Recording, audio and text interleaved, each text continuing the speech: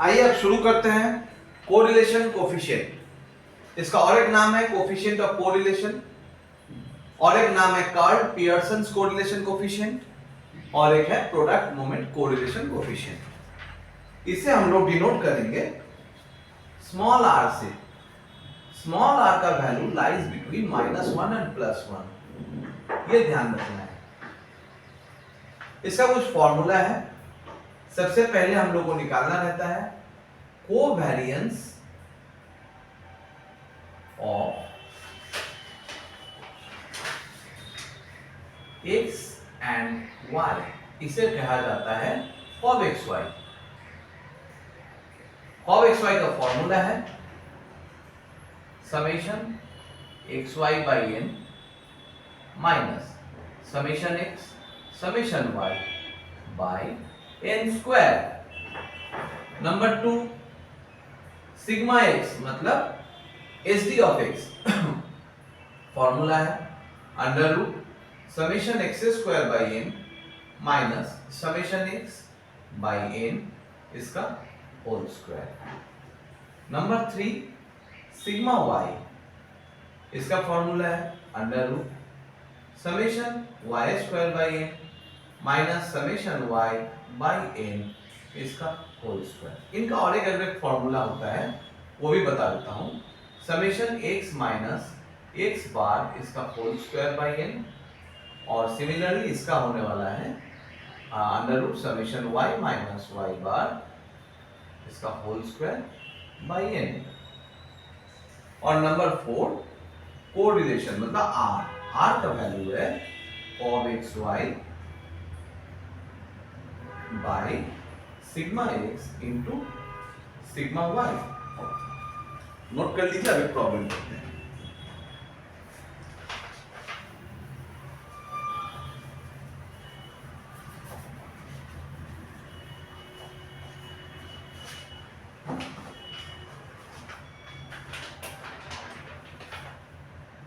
Problem है x 2 3 5 5 6 8 और y का वैल्यू है 9 8 8 6 5 3। Find r। तो चलिए इसको शुरू करते हैं। Solution x 2 3 5 5 6 8 y 9 8 8 6 5 3। अब करेंगे टेबल में x y। 2 9 जा 18, 3 8 जा 24, 5 8 जा 40, 5 6 जा 30, 6 5 जा 30, 8 3 जा 24। x स्क्वायर 2 का होल स्क्वायर 4, 3 का 9, 5 का 25, 5 का 25, 6 का 36 और 8 का 64। y स्क्वायर करेंगे तो 9 का 81, 8 का 64, 8 का 64, 6 का 36, 5 का 25 और 3 का 9।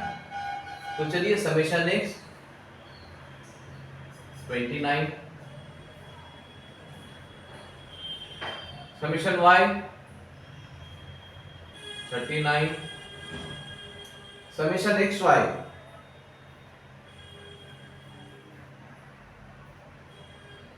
166, समेशन x स्क्वायर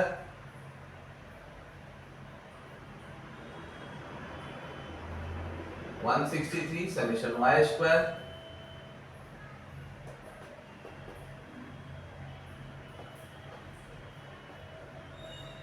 279। अब हम लोग क्या निकालेंगे cov xy। cov xy is equal to formula क्या है summation xy by n minus summation x summation y by n square. तो समेशन xy है 166 डिवाइड बाय n है 1 2 3 4 5 6 6 minus summation x 29 into summation y 39 divide by 6 का whole square. देख लेते हैं answer कितना आ रहा है।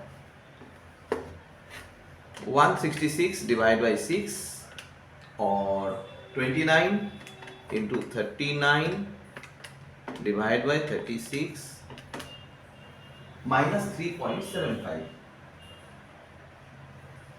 कॉब एक्स वाई हो गया। अब यहां पे कर लेते हैं sigma x under root summation x square by n minus summation x by summation n summation x by n इसका होल स्क्वायर।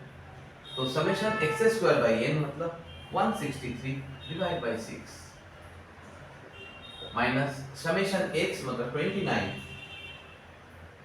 बाई 6 इसका whole square.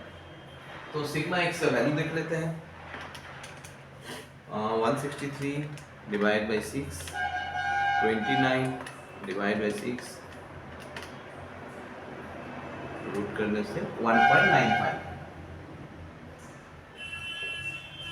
Sigma y under root summation y square by n minus summation y by n इसका whole square.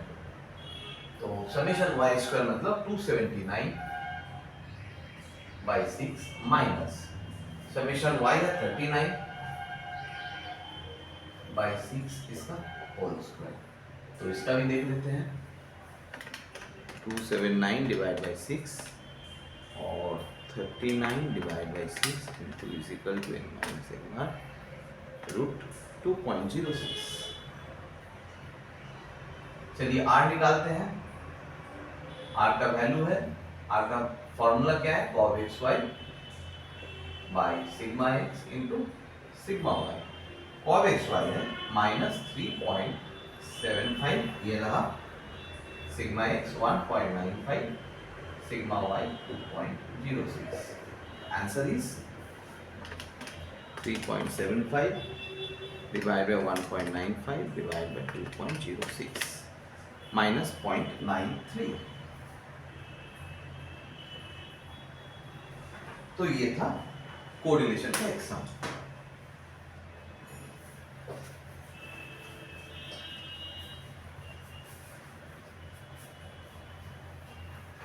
अब हम लोग सीखेंगे rank correlation के बारे में।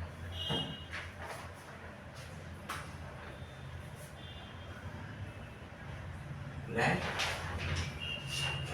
कोरिलेशन इसे स्पीयरमैन्स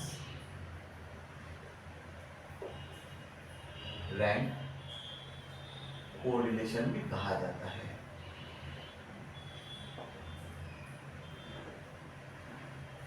इसका फॉर्मूला है R is equal to 1 minus 6 summation T square by n into n square minus 1। अब क्या है उसको तो एक प्रॉब्लम करने से ही पता चलेगा, तो प्रॉब्लम कर लेते हैं।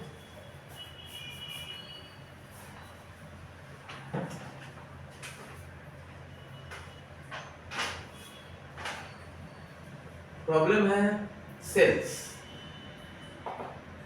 दिया हुआ 90 85 68 75 82 80 95 70 और एडवर्टाइजमेंट 7623 7623 4581 4581 फाइंड आर। ये कौन सा आर है? Capital R. रैंक को ऐसे डिनोट करते हैं हम लोग। चलिए शुरू करते हैं। सेल्स को हम लोग x मानते हैं, इसको y मानते हैं। तो x मतलब 90 85 68 75 82 80 95 और 70। y 7 6 2 3 4 5 2 3 4 5 8 1। आपको निकालना है रैंक ऑफ एक्स। यहां पे हाईएस्ट कौन है, देखिए पहले 95 हाईएस्ट है, तो इसके सामने आपको 1 लिखना है। सेकेंड हाईएस्ट कौन है, 90। थर्ड हाईएस्ट कौन है, 85। Fourth 82, fifth 80, sixth 75, seventh 70, 8 68। हो गया आपका यहाँ का रैंक निकालना। इसको हम ए मान लेते हैं और रैंक ऑफ वाई इसे हम बी मानते हैं। तो यहाँ पे हाईएस्ट कौन है, 8, तो सामने 1। सेकेंड हाईएस्ट कौन है, 7, 2। Third 6, fourth 5, fifth 4, sixth 3, 7, 2, 8, 1। अब हम लोग यहाँ पे निकालेंगे डी। डी का मतलब ए माइनस बी। ये जो रैंक आया इनका डिफरेंस निकालना है। 2 minus 2 0, 3 minus 3 0, 8 minus 7 1, 6 minus 6 0, 4 minus 5 minus 1, 5 minus 4 1, 1 minus 1 0, 7 minus 8 minus 1। अब निकालेंगे डी स्क्वायर। डी स्क्वायर मतलब जस्ट होल स्क्वायर, 0 0 1 0 1 1 0 1। टोटल करेंगे 1 2 3 4। तो rank is equal to 1 minus 6 summation B square by n into n square minus 1। 1 minus 6 summation D square है 4 bye n है मतलब 4 4 8, तो 8 into 8 square minus 1 मतलब 1 minus 24, नीचे 63 into 8 504, that is 1 minus 24 divided by 504.05, तो 0.95। ये हो गया रैंक कोरिलेशन का एक सम, नॉर्मल सम। अब यहाँ पे एक क्वेश्चन हो सकता है, वो क्या है कि जरूरी थोड़ी है कि 75 एक ही बार आएगा, 68 एक ही बार आएगा, तो ये रिपीटेशन हो सकता है। इन दैट केस क्या होगा, इन दैट केस फॉर्मूला में चेंजेस आएगा। उसको हम लोग कहेंगे rank in case of time. Rank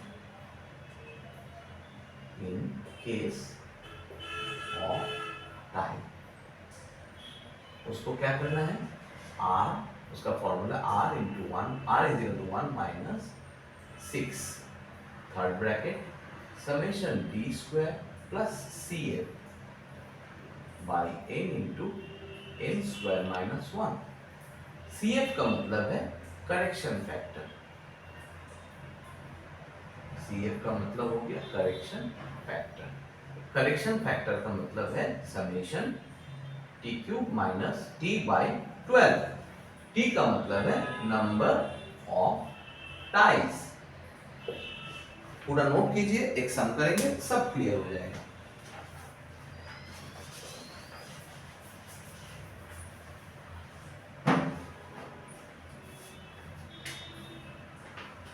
question number 3, economics में मार्क्स मिला है, इको मार्क्स 80 56 50 48 50 62 60 50 62 60। और स्टैट्स मार्क्स, स्टैटिस्टिक्स में मार्क्स मिला है 90 75 75 65 90 75 75 65 65 50 65 65 50 और 65। Find are. सॉल्यूशन करते हैं।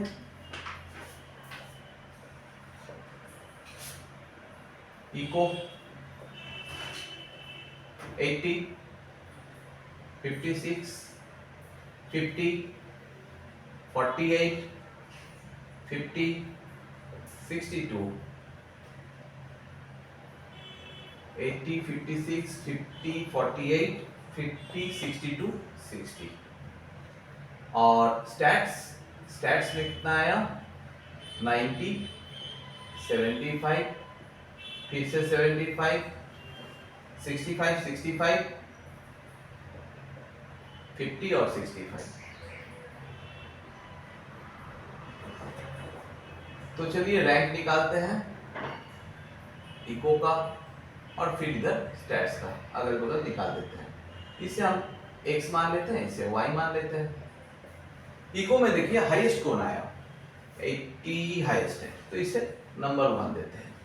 उसके बाद कौन आया, उसके बाद 62 और 60 मतलब 62 आया, तो इसे नंबर 2 देते हैं।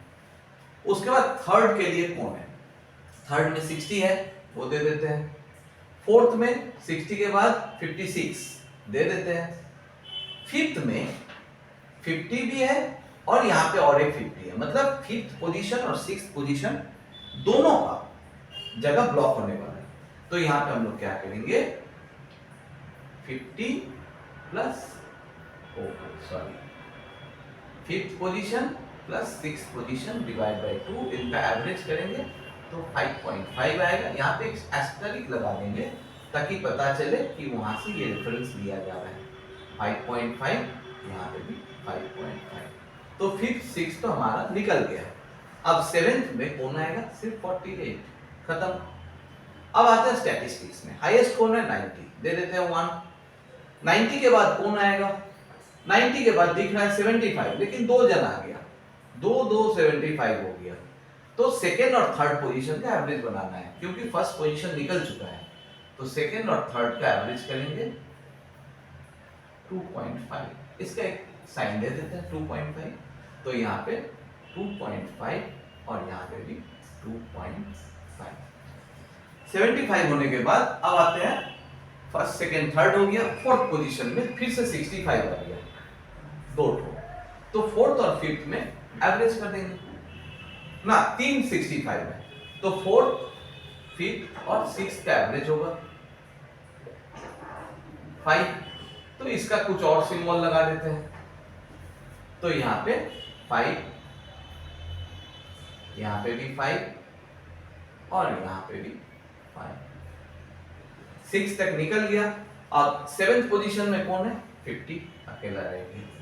तो ये था अभी तक का टाई का पोजीशन। अब हम लोग करेंगे डी, मतलब x minus Y, 1 minus 1 0, 4 minus 2.5 मतलब 1.5, 5.5 माइनस 2.5 मतलब 3, 7 माइनस 5 2, 5.5 माइनस 5 मतलब 0.5, 2 माइनस 7 मतलब माइनस 5, 3 माइनस 5 मतलब माइनस 2। अब आएंगे डी स्क्वायर, डी स्क्वायर इसका होल स्क्वायर करते हैं 0, ये 2.25, ये 3 का 9, 2 का 4, 0.25, 5 का 25 और 2 का 4, टोटल कर लेते हैं। 2 9 11 15 40 44 44, 44.50। अब आते हैं r, r is equal to 1 minus 6 third bracket summation b square plus ca by n into n square minus 1। CF का मतलब है करेक्शन फैक्टर, तो उसका फॉर्मूला हमने लिखाया था summation T cube minus T by 12। T का मतलब नंबर ऑफ टाइज। आप देखिएगा पहले आपको 2 टाई मिला, यहाँ से आपको 2 टाई मिला, तो आपको लिखना है टी के जगह सिर्फ 2 पुट कर दीजिए, तो 2 क्यूब माइनस 2, 2 टी के जगह पुट हो गया बाई 12, प्लस साइन, समेशन है तो प्लस साइन। फिर हमको 2 टाई और मिला था, तो 2 क्यूब माइनस 2 बाई 12, फिर हम लोगों को 3 टाई और मिला था, तो 3 क्यूब माइनस 3 बाई 12। तो ये होने वाला है 8 माइनस 2 6/12 मतलब 0.5 प्लस 0.5 1, और 27 माइनस 3 24/12 2, 1 प्लस 2 3। अब आते हैं Therefore, r is equal to 1 minus 6 third bracket summation d square कितना है 44.5 प्लस cf कितना है 3 बाय n n कितना है 7 है 1 2 3 4 5 6 7 n स्क्वायर 7 स्क्वायर माइनस 1 तो चलिए इसका आंसर आता है 1 माइनस 47.5 इंटू 6 मतलब 285 ऊपर हो गया और नीचे 48 इंटू 7 336 नीचे आ रहा है और आंसर हो रहा है 285 डिवाइड बाय 336 माइनस 1 0.15 पॉजिटिव। तो ये हो गया rank in case of time.